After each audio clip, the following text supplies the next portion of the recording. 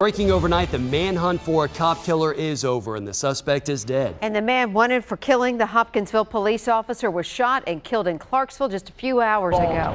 News Channel 5 Sophie Nielsen-Colding is where it all happened off Wilma Rudolph Boulevard. And Sophie, do we know who shot the suspect? It was two Montgomery County deputies and a U.S. Marshal. All three of them fired their guns, shooting and killing James DeCoursey right here on Wilma Rudolph Boulevard, right behind me. It happened around midnight. We just got some new information from the TBI, and police developed DeCoursey as a suspect. They knew that he had stolen a white Chevy pickup truck. And they wouldn't say how they knew this, but they found out he was heading to Clarksville. They spotted the truck just here off of Exit 4 off of I-24 West. It was parked at a Cracker Barrel. Around the same time, a nearby hotel employee called law enforcement saying a man matching DeCoursey's description had just come inside asking for a cigarette. Then officers say DeCoursey was spotted. They saw him walking across Wilma Rudolph, and this is what happened next. DeCoursey ignored repeated verbal commands, and the situation escalated from there, resulting in the law enforcement officers firing upon DeCoursey, killing him. TBI did confirm they did find a gun next to DeCoursey's body. The TBI is investigating now to find out whether that shooting was justified. No word on how much longer they'll be here.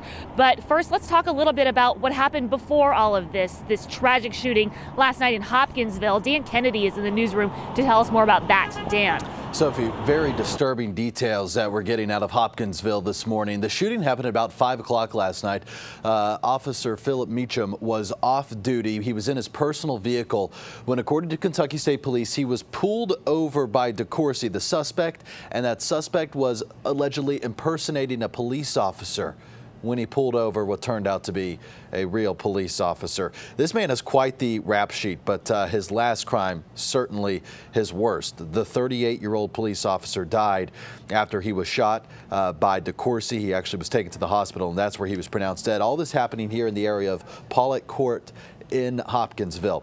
We've learned that Meacham was off duty, but he was responding to some sort of potential criminal situation. DeCoursey then ran from the scene, stole a pickup truck, and remained on the run for several hours. This is a very tight-knit community we're talking about here. Here's the chief. Hopkinsville's about 32,000 people. The sheriff's department has about 50 or 60. We have about 115 employees. It's all a family. We know everybody. We know each other. It's not like big cities where you may not know the people you work with. Officer Meacham was a lifelong resident of Christian County. He worked there for the Sheriff's Department for 12 years before transitioning over to the Hopkinsville Police Department about a year ago. Funeral arrangements are pending. And Amy Adams, I send it back to you. I've just learned from the mayor of Hopkinsville that he personally is going to be wearing blue today in honor of Officer Meacham, and also all flags in the city will be flown at half-staff. Back to you. All right, thank you so much, Dan. And things are constantly changing. We are tracking this story for you. We will bring you the latest as it happens. We have more on air and online. Make sure you follow us on Facebook and Twitter as well. We're going to go live with updates from the scene all throughout the morning. In other news this morning, Ted Cummins plans to plead guilty. The former teacher is charged with running off with a 15-year-old student last March. They were found more than a month later in California. Cummins will face at least a decade in prison. As soon as we learn more about the plea, we will bring you an update.